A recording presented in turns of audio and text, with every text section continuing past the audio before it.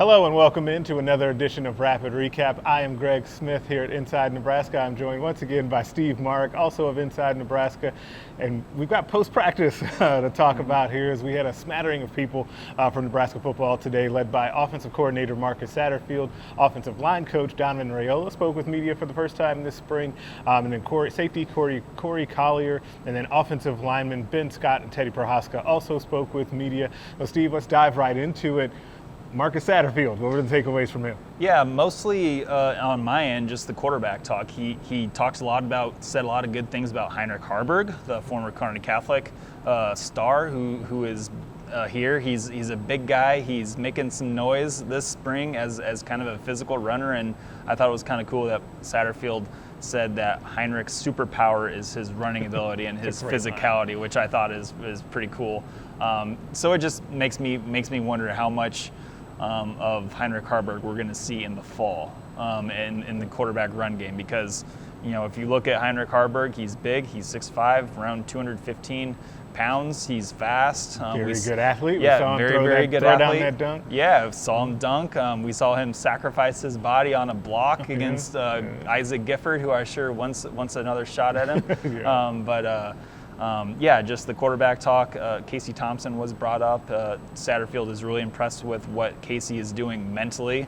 And obviously, I'm going to be saying this until I'm blue in the face. He can be considered like an 11th on-field assistant coach right now, because that's how good Casey Thompson is mentally. I think Matt Rule was at the last press conference said that he would hire him as a quarterback's coach tomorrow. So the X's and O's, the installation of the offense is not going to be a problem for Casey Thompson, who's just an old guy. He's been around college football forever. He knows what's going on mentally. It's just physically he's not able to fully throw at practice right now. Now, Satterfield did say he has a limited amount of reps that Casey Thompson can throw at practice, but again, it's not going to be a lot. Right. So I think most of Casey Thompson's action is going to come in fall practice. So, and along with Jeff Sims, the big thing that Satterfield mentioned with Jeff Sims is getting the verbiage down, and once he knows that, it looks pretty good out there. If he doesn't, then it gets highs and lows. You see some highs and lows with Jeff Sims. And again, taking care of the football is going to be big with Jeff Sims. If you look at his first three seasons at Georgia Tech as a starting quarterback, he was a career, I think it was 57.5% completion percentage. He threw 30 touchdowns, the good, the bad, 23 interceptions. Now again, I continue to say this, 13 of those came as a true freshman, so a little bit of slack needs to be given there.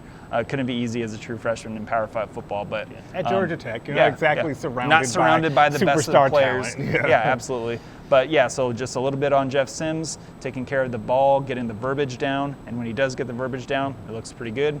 Casey Thompson, the rehab is going very well. He's right on track mentally. He's all there. It's awesome. Heinrich Harberg, he mentioned, Satterfield did mention that Heinrich Harberg is pushing Jeff Sims a little bit for the starting quarterback competition in spring. We don't know what it's going to look like in fall, but spring-wise, Heinrich Harberg, you said it before, put this on a shirt or something. This is the spring of Heinrich Harberg. It's the spring of Harberg, and we saw this coming just from the way that they talked about him kind of in those pre-spring press conferences after just seeing him kind of run around in shorts and a T-shirt, right, because he's such a good-looking athlete. But I think that Heinrich Harberg is on that short list of players for me where, one, I'm really excited to see him in the spring game, especially considering, Matt Rule has kind of talked about and teased about the quarterbacks being live. And he says they've been live in our scrimmages and on Thursdays at some points during spring football. Why not make them live during the spring game as well? So with combined with what Satterfield was saying about his superpower being running and being able to get downhill, that's where it can really help him. And this is where I think that the style of practice that they've been going through can be really beneficial for certain players. Imagine if we were going through a spring where it really wasn't about physicality and being tough out there and actually hitting. Harberg might look totally different, right? But if you actually add in all elements of the football game that he's going to actually have to prepare for, it actually makes him look like a better player. I find that to be a really interesting storyline, and I think that he'll definitely be somebody that fans and everyone else is kind of watching for this weekend. The thing that you said too about Jeff Sims and the verbiage that Satterfield mentioned, I feel like that's been kind of a theme too, right? As we've seen that on defense, right? Where Tony White talked last week about scaling the defense back some, and I think that some of that verbiage was tripping guys up a little bit, and so I think that seeing something like that is not surprising. You just want your quarterback to be able to get that down, especially especially because we know that he's going to be in the battle in the fall with Casey Thompson, who you were talking about being an 11th coach out there. You know that he's going to have the verbiage down. So that's just another wrinkle in that quarterback competition that I feel like we get to talk about just enough, and then we'll really see it pick up in full go in the summer. And we also talked to Donovan Raiola, who can, and true to Donovan Raiola form, he did not say much, right. But that's just who he is, and that's fine. One thing that I found interesting was Ben Scott was out here talking. He was in just a white offensive jersey, not in a green limited jersey, which is what he was in last time we saw him. I think it was last Tuesday maybe at the open practice. So that's really good news, obviously, for the offensive line. And Donovan said that Ben Scott has been going full go at practice and team sessions. So having your starting center out there is awesome. And I believe that Ben Scott said that he's working specifically at center now. No more moving all around. No more moving around. That stuff knocked we know out, he's a throw center. It away. He's the starting center. Like, stop this. So I think that Ben Scott was really good to me when he talked over here, and we'll definitely encourage you to watch that video here on our YouTube channel. So he was very good in talking about, hey, I was nervous about that injury right when it happened, and then we kind of wanted to take the long-term picture. That's why I was out for about a week or so. But he said he's full go and everything. Speaking of guys, though, that are not full go, Teddy Prohaska did speak as well right here at the podium to us, and he's been in that green jersey that we've seen. And he explained it really well about what he's been doing. He does a lot of the drills that we've seen them do, kind of observed in open practice. And then once they do live team periods, that's when he goes to what he calls the pit. And if you've seen the photos of guys kind of in these open availabilities that we've had, it's all the guys in the yellow jerseys over working on kind of calisthenics and conditioning, and they're on the air bike and all of that. But Teddy also said something really interesting to me about that, right? Is he said that he had put on some bad weight, and that he thought that kind of rehabbing from his injury previously, that he was going to have to put on a bunch of weight, and he maybe got too bulky. And he said that he was up to about 330-ish. He didn't want to say the exact number, which means it's probably higher. But he weighed himself this morning, and he's down at 324, and he looks better. Like, we can tell, like we said about other offensive linemen and other people on the team, that they all look a lot trimmed up and look pretty good out there. Bryce Benhart is another one. We continue. We're filming this in the concourse in the bowels of Memorial Stadium. Players are walking by all the time. Bryce Benhart is one of them. Continues to look excellent. Teddy Prohaska looks pretty good too. Ben Scott looks excellent. A bigger center than I think a lot of programs have. He's like a legit 6'6", 310 pounds. I think he's listed at, or 305 on the online roster. But Ben Scott looks good. Teddy Prohaska looks good. And another thing that Donovan Raiola brought up was the work that Corey Campbell has been doing with the strength and conditioning staff, and he brought up Turner Corcoran too as offensive lineman who Donovan Raiola has been impressed with his gains in the weight room, his strength. So that's one thing to keep an eye on too. I view Turner Corcoran as kind of a shoo-in for that left guard spot, and have some other people battle it out at right guard. But Donovan Raiola was very complimentary of what Turner has been doing this spring, and I think Turner's a guy that we kind of forget about sometimes, just because it's almost like on defense at corner. We know that Quentin Newsome is going to be there, and we hardly talk about him, which is not fair. But on the offensive line, I think Turner Corcoran is a guy who, you can just slide into that left guard spot and be okay and fit the pieces around him. So. Yeah, what's interesting about that, though, is that he's still a guy. It's not that you don't talk about him because he doesn't need to improve, or this isn't a big season for him, because he definitely, remember how much we talked about Turner Corcoran when he was a high school recruit? Like, I was talking to or about him every week, it felt like, during that process, and he had offers from all over the place, Oklahoma, Ohio State, Clemson, like, just to name a few.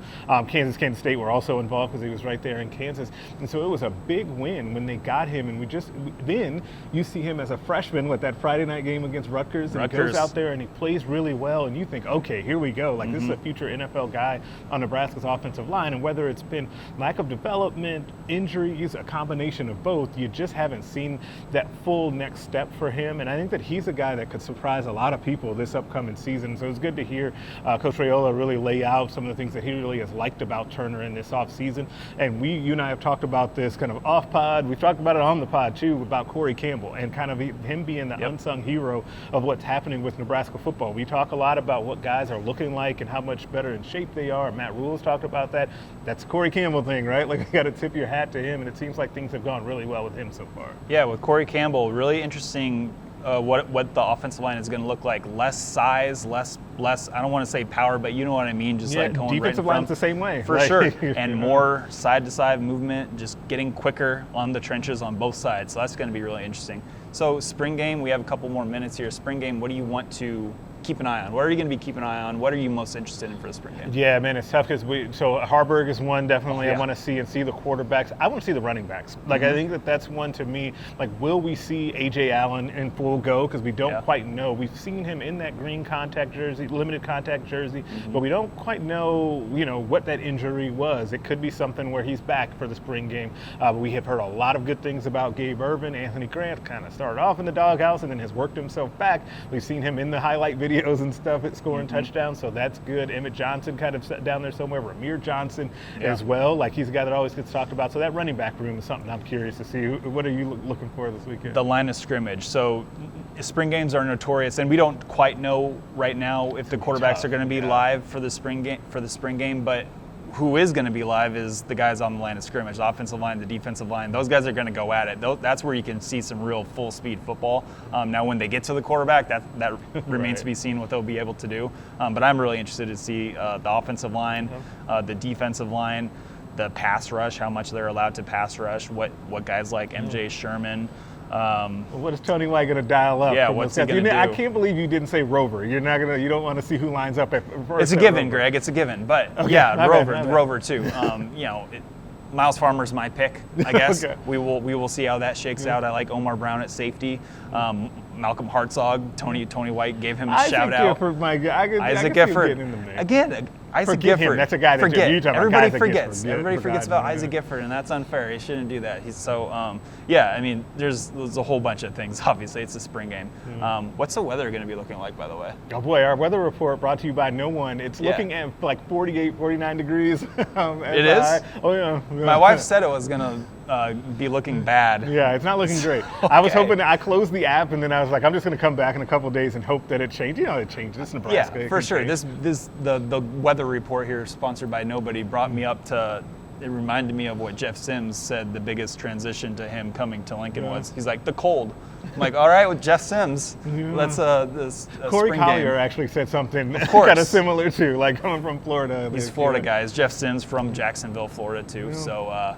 Yeah, interesting. That's how it goes, man. But hey, we'll be back on Thursday with another rapid recap. Maybe video. We'll talk more about some weather. We could talk more about that as we get closer to the actual forecast. And we'll have Matt Rule on Thursday. But also keep it locked inside Nebraska. We'll have full practice coverage, as always, of everything that was said today and more. We got the portal open in both basketball and in football. I'm confirming spring game visitors. It seems like by the hour here as well. And we make sure that you guys like this video, subscribe to the YouTube channel so that you get these videos directly in your feed, and we'll catch you next time.